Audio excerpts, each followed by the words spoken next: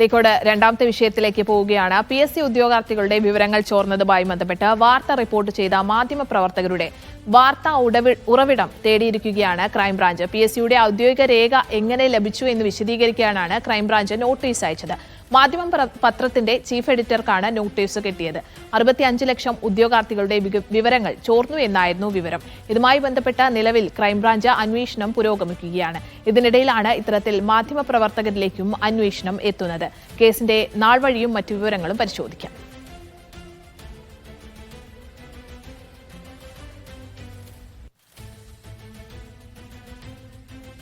PSC വിവര ചോർച്ച. PSCയിലെ ഉദ്യോഗാർത്ഥികളുടെ login വിവരങ്ങളും മറ്റ് പാസ്വേഡ് അടക്കമുള്ള വിവരങ്ങളും ചോർന്നു എന്നായിരുന്നു വാർത്ത വന്നിരുന്നത്. ഈ വാർത്തയുടെ ഉറവിടം തേടിയാണ് ക്രൈംബ്രാഞ്ച് ഇപ്പോൾ നിലവിൽ നോട്ടീസ് നൽകിയിരിക്കുന്നത്. ഔദ്യോഗിക രേഖ എങ്ങനെ ലഭിച്ചു എന്നാണ് ഈ നോട്ടീസിൽ പ്രധാനമായും ചോദിക്കുന്നത്. മാധ്യമം പത്രത്തിന്റെ ചീഫ് എഡിറ്റർക്കാണ് നോട്ടീസ് ലഭിച്ചിരിക്കുന്നത്. ക്രൈംബ്രാഞ്ച് സെൻട്രൽ യൂണിറ്റ് 1 ഈ നോട്ടീസ് അയച്ചത്.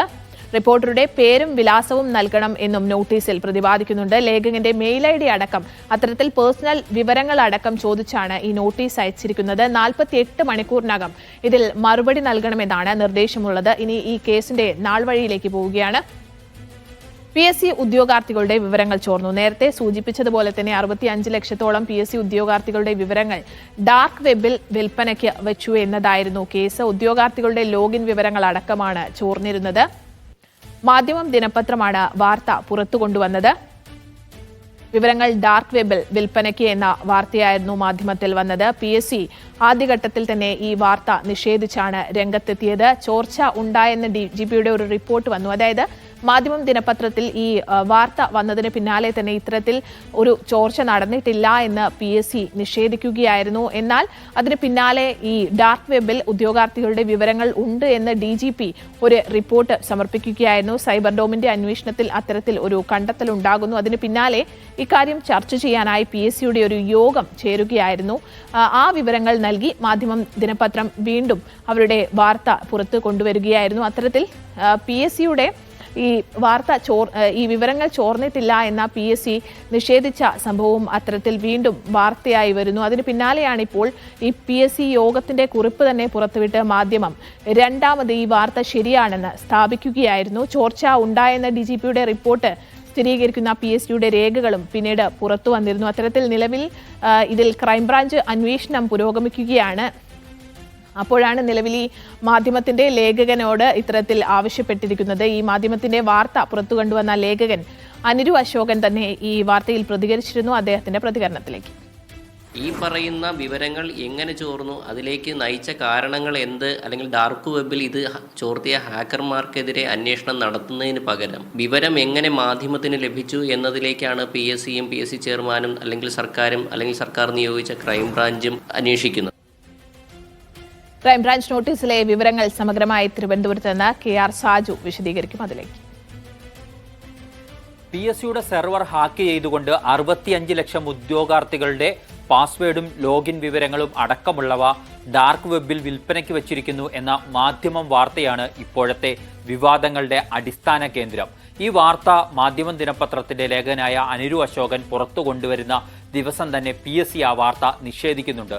എന്നാൽ PSCയുടെ നിഷേധം തെറ്റാണ് എന്ന് തെളിയിക്കുന്ന PSCയുടെ തന്നെ ഔദ്യോഗിക രേഖ പുറത്തുവിട്ടുകൊണ്ടാണ് മാധ്യമം അതിന് മറുപടി നൽകിയത്.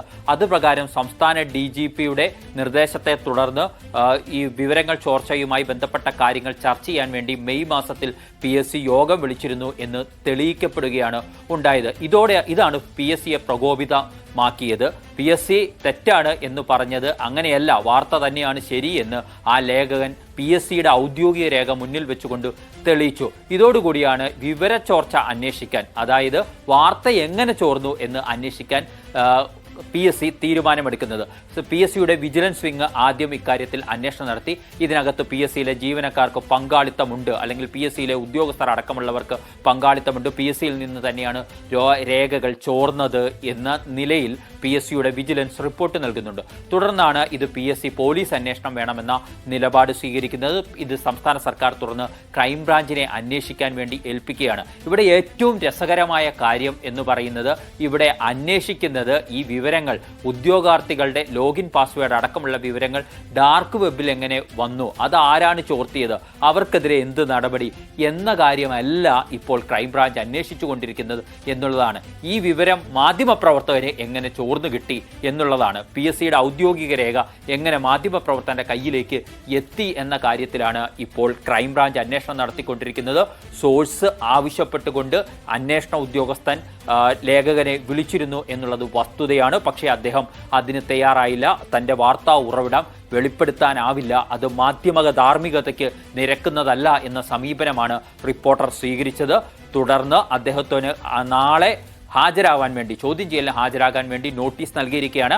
അതിനിടയിലാണ് മാധ്യമ ചീഫ് എഡിറ്ററോടുകൂടി സോഴ്സ് ആവശ്യപ്പെട്ടുകൊണ്ട് ഈ ഔദ്യോഗിക രേഖയുടെ ഇമേജ് മാധ്യമത്തിൽ പ്രസിദ്ധീകരിക്കപ്പെട്ടു വന്നിട്ടുണ്ട്, അത് നിങ്ങൾക്ക് എവിടെ നിന്ന് ലഭിച്ചു എന്നത് വ്യക്തമാക്കണമെന്നും ഒപ്പം ലേഖകന്റെ ഇമെയിൽ ID അടക്കമുള്ള വ്യക്തിഗതമായ വിവരങ്ങൾ കൂടി കൈമാറണമെന്ന ആവശ്യം കൂടി മുന്നോട്ട് വെക്കുന്നത് സ്വാഭാവികമായി മാധ്യമപ്രവർത്തകരെ സംബന്ധിച്ചിടത്തോളം അവരുടെ വിശ്വാസ്യതയുടെ ഏറ്റവും പ്രധാനപ്പെട്ട കാര്യമാണ് സോഴ്സ് സൂക്ഷിക്കുക എന്നുള്ളത്. ഇവിടെ ആർക്കാണ് വീഴ്ച പറ്റിയത്? ഇവിടെ ഇത് ഡാർക്ക് വെബിൽ വിൽപ്പനയ്ക്ക് വെച്ചിരിക്കുമ്പോൾ വീഴ്ച പറ്റിയത് PSCക്കാണ്. PSCയുടെ ഉദ്യോഗാർത്ഥികളെ സംബന്ധിച്ചിടത്തോളം വിവരങ്ങൾ ചോരാതെ സംരക്ഷിക്കേണ്ട ഉത്തരവാദിത്വം PSCക്കായിരുന്നു ഉണ്ടായിരുന്നത്. PSC അത് ചെയ്തില്ല. അത് ചൂണ്ടിക്കാട്ടുകയാണ് മാധ്യമപ്രവർത്തകൻ ചെയ്തത്. പക്ഷേ ആ വിവരം മാധ്യമപ്രവർത്തകൻ എങ്ങനെ കിട്ടി എന്നതിനെക്കുറിച്ച് അന്വേഷിച്ച് അതിൽ ആളുകളെ ക്രൂശിക്കാനാണ് ഇപ്പോൾ PSC ആഗ്രഹിക്കുന്നത്. ക്രൈംബ്രാഞ്ച് അന്വേഷണത്തിലേക്കൊക്കെ പോയത് ഈ ഘട്ടത്തിലാണ്. അവിടെയാണ് മാധ്യമപ്രവർത്തകർ അവരുടെ ഏറ്റവും പ്രധാനപ്പെട്ട ഘടകമായി കാണുന്നതാണ് അവരുടെ സോഴ്സുകൾ മറച്ചുവെക്കുക എന്ന ഉത്തരവാദിത്വം. സോഴ്സുകൾ വെളിപ്പെടുത്തിയാൽ പിന്നീട് പലപ്പോഴും വാർത്തകൾ തരാൻ ആളുകൾ തയ്യാറാവില്ല. ആ റിപ്പോർട്ടറുടെ വിശ്വാസ്യതയെ പോലും ബാധിക്കുന്ന ഘട്ടമുണ്ടാവും. ആ മാധ്യമ സ്ഥാപനത്തിന്റെ വിശ്വാസ്യതയെ ബാധിക്കുന്ന ഘട്ടമുണ്ടാവും. അങ്ങനെ ഒരു സാഹചര്യം നിലനിൽക്കെ മാധ്യമ പ്രവർത്തനത്തിന് തന്നെ തടസ്സം സൃഷ്ടിക്കുന്ന രീതിയിലേക്കാണ് ഇപ്പോഴത്തെ ക്രൈംബ്രാഞ്ച് അന്വേഷണം പോകുന്നതെന്ന വിമർശനങ്ങൾ ഉയരുകയാണ്. അതുകൊണ്ടാണ് കേരള പത്രപ്രവർത്തക യൂണിയൻ ഇക്കാര്യത്തിൽ മാധ്യമ പ്രവർത്തനത്തിന് മൂക്ക് കയറിയിടുന്ന സമീപനം സർക്കാർ അവസാനിപ്പിക്കണമെന്നും ഈ ക്രൈംബ്രാഞ്ച് അന്വേഷണം അവസാനിപ്പിക്കണമെന്നും ആവശ്യപ്പെട്ടുകൊണ്ട് മുഖ്യമന്ത്രിക്ക് നിവേദനം നൽകിയിരിക്കുന്നത്. ഏതായാലും മാധ്യമ പ്രവർത്തകരുടെ സ്വതന്ത്രമായ പത്രപ്രവർത്തനത്തിനുമേലുള്ള കടന്നുകയറ്റമായി മാത്രമേ ഇതിനെ കാണാൻ കഴിയുകയുള്ളൂ.